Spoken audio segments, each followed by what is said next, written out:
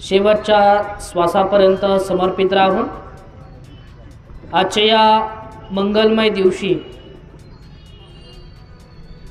पंचशील धम्मध्वज व जनसंवाद यात्रा ही आपल्या ऐतिहासिक सोलापूर शहरामध्ये या ठिकाणी उपस्थित झालेली आहे।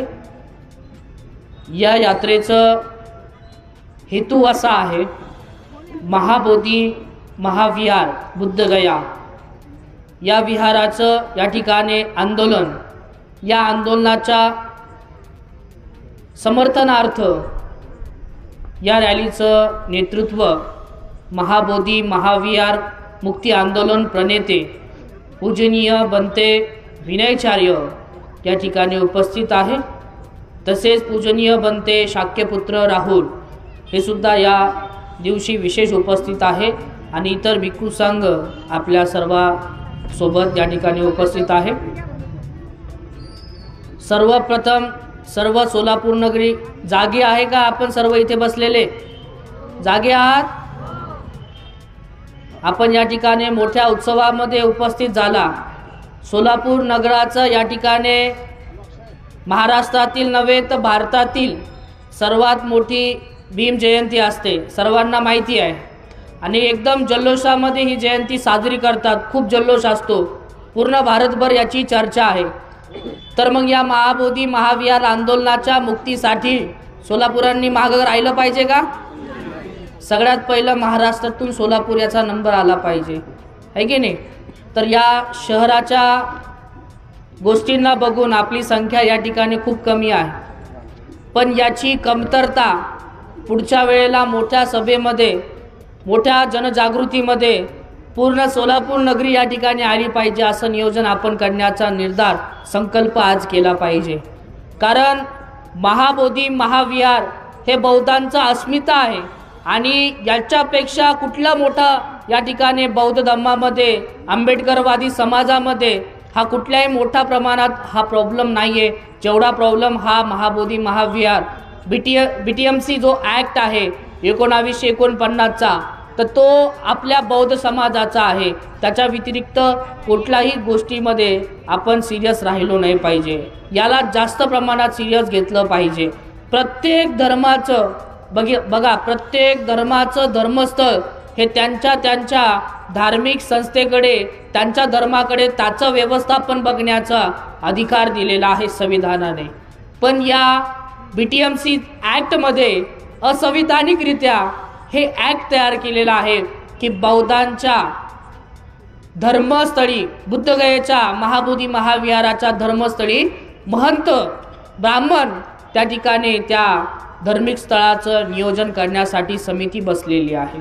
आणि आपले बौद्ध लोकांची संख्या सुद्धा त्या ठिकाणी 4 आहे, 4 महंत, 4 बौद्ध आणि त्याचा जो हेड असतो तो DM असतो, कलेक्टर असतो। आणि तो सुद्धा आत्तापर्यंतच्या इतिहासामध्ये एकही बौद्ध DM कलेक्टर त्या ठिकाणी झाला नाही। म्हणजे जी त्या ठिकाणी बहुमत जे आहे तर ते ब्राह्मणवादी लोकांचं त्या ठिकाणी आहे। एवढा मोठा असंविधानिक ॲक्ट हा महाबोधी महाविहारावर तयार केलेला आहे। तेव्हा आपल्याला याकरिता जागृत होणं अतिशय गरजेचं आहे। खूप भयंकर परिस्थिती आहे। आज जवळपास एवढ्या वर्षानंतर ही जनजागृती सुरुवात झाली।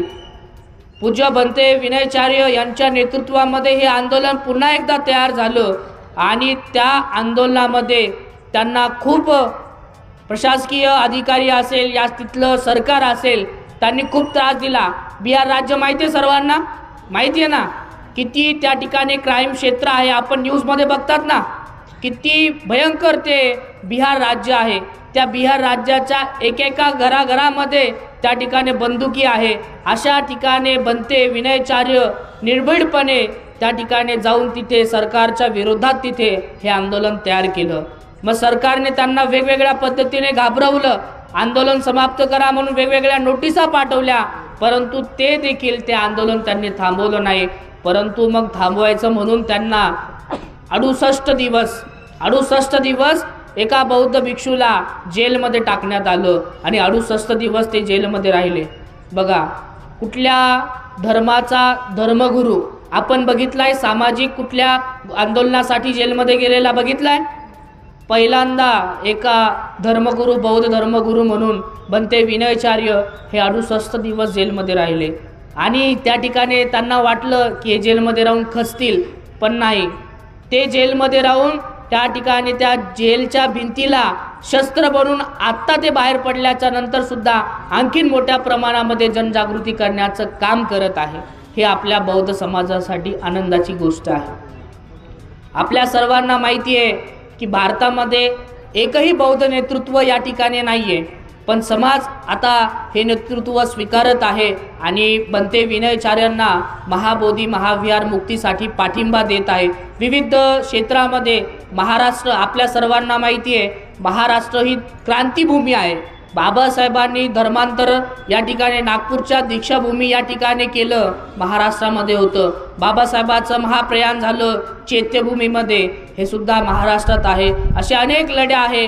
आपल्या मराठवाड्याचा नामांतराचा लढा औरंगाबाद शहरात झाला, बाबासाहेबांनी तिथे कॉलेज स्थापन केलं, मिलिंद कॉलेज। हे सर्व क्रांतिकारी महाराष्ट्र भूमी आहे।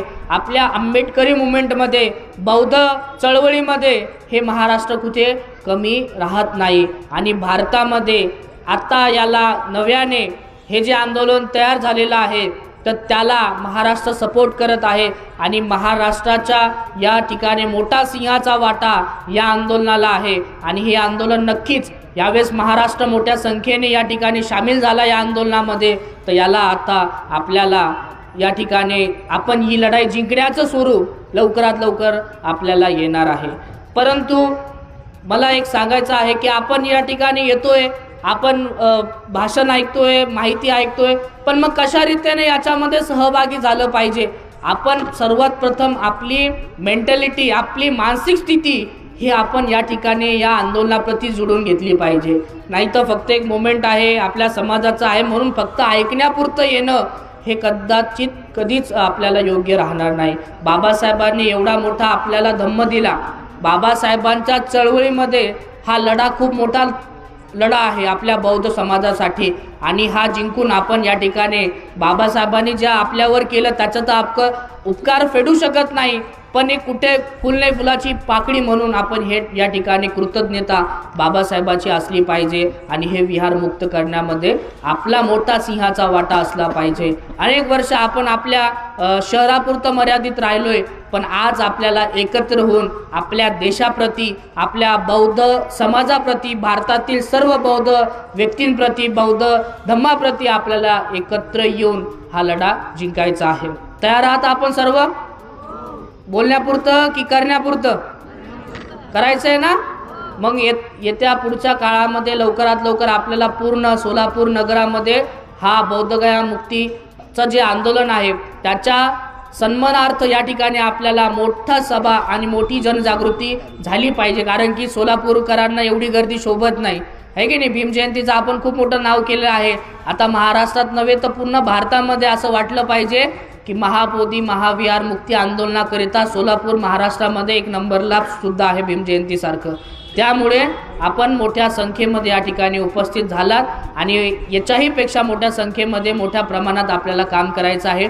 बनते विनयाचार्यन, मला माहिती आहे, खात्री आहे, आपण सर्व त्यांच्या मार्गदर्शनासाठी, त्यांच्या भाषणासाठी या ठिकाणी उपस्थित झाला आणि खूप आतुरतेने वाट बघत आहात।